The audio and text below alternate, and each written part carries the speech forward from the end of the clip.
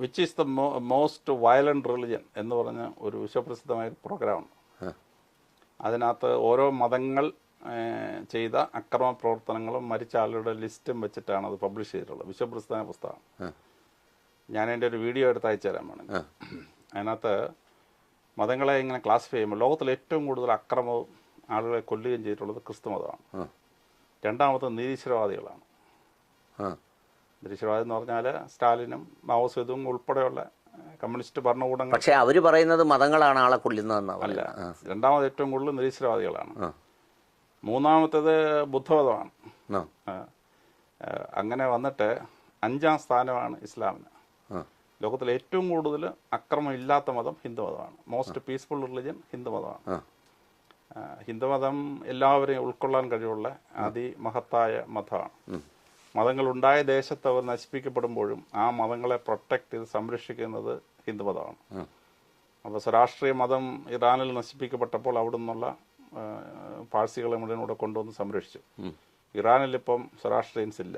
ഇന്ത്യയിലാണ് അവരുള്ളത്.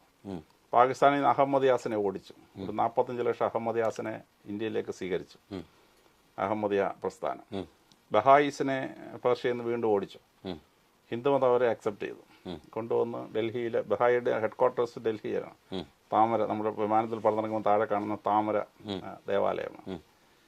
ഇങ്ങനെ ലോകത്തിന്റെ ഓരോ ഭാഗത്ത് നശിപ്പിക്കപ്പെട്ട മതങ്ങളെ അവിടുന്ന് സ്വീകരിക്കുകയും അവരെ അതുപോലെ ഇന്ത്യയിൽ സംരക്ഷിക്കുകയും ചെയ്തു. ഉണ്ടായ രാജ്യത്ത് അവർ നശിപ്പിക്കപ്പെട്ടെങ്കിൽ ഹിന്ദുമതം അവരെയൊക്കെ സ്വീകരിച്ചു. ഇപ്പോൾ ഇസ്ലാം മതം കേരളത്തിലോട്ട് വരുന്നു. അപ്പോൾ 10-60 പേരെ ഉണ്ടായിരുന്നുള്ളൂ. അവരെ സ്വീകരിച്ച് അവർക്ക് പള്ളി വെക്കാൻ സ്ഥലം കൊടുത്തു. മുക്കുവരായ ആളുകളുടെ ഇടയിൽ 2 ആൺമക്കളെ ഇസ്ലാം മതത്തിൽ ചേർത്തുള്ള സാമൂതിരി ഇട്ട ഓർഡർ ഇപ്പോഴും നമുക്ക് അവൈലബിൾ ആണ് വായിക്കാൻ. ഇസ്ലാം മതത്തിലോട്ട് ഹിന്ദുമതത്തിൽ ആളിനെ ചേരാൻ വേണ്ടി അനുവാദം കൊടുത്തു. ക്രിസ്ത്യാനികൾ വന്നു, ക്രിസ്ത്യാനികളെ സ്വീകരിച്ചു. ക്രിസ്ത്യാനികൾക്ക് പ്രൊട്ടക്ഷൻ കൊടുത്തു, പള്ളി വെക്കാൻ സ്ഥലം കൊടുത്തു, 7.5 പള്ളികൾ വെച്ചു. പിന്നെ ക്രിസ്തുമതത്തിന് നമ്പൂരിമാരുടെ എല്ലാം വീടുകളുടെ അടുത്ത് താമസിക്കാൻ വസ്തു കൊടുത്തു. അങ്ങനെ ക്രിസ്ത്യാനികളെ സംരക്ഷിച്ചു. അപ്പോൾ ഒരു ക്രിസ്ത്യാനി തോമസ് ലേഹ വന്നു. ഇപ്പോൾ ഒരു 70 ലക്ഷം ക്രിസ്ത്യാനി ഉണ്ട് കേരളത്തിൽ. 10-60 മുസ്ലിംസ് വന്നു.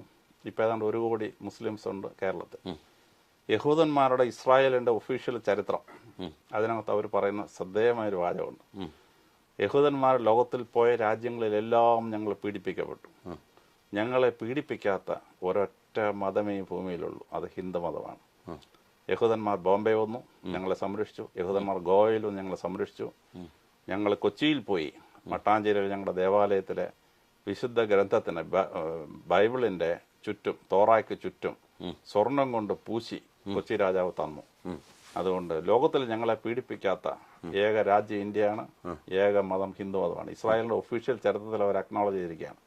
ലോകത്തിലെ എല്ലാ മതങ്ങളെയും സംരക്ഷിക്കുകയും മറ്റൊരു മതത്തോടും ശത്രുതാപരമായ ഒരു സമീപനം എടുക്കാത്തത് ഹിന്ദുമതമാണ് ചരിത്രത്തിൽ. നാളെ അങ്ങനെ ആണെന്നല്ല ഞാൻ പറയുന്നത്. ഇതുവരെയുള്ള ചരിത്രത്തിൽ അവരങ്ങനെ ഒരു സംരക്ഷിച്ചിട്ടുള്ള ഒരു മതമാണ്. അതുകൊണ്ടാണ് ലീസ്റ്റ് വയലന്റ് മതം ഹിന്ദുമതമാണെന്ന് പറയുന്നത്.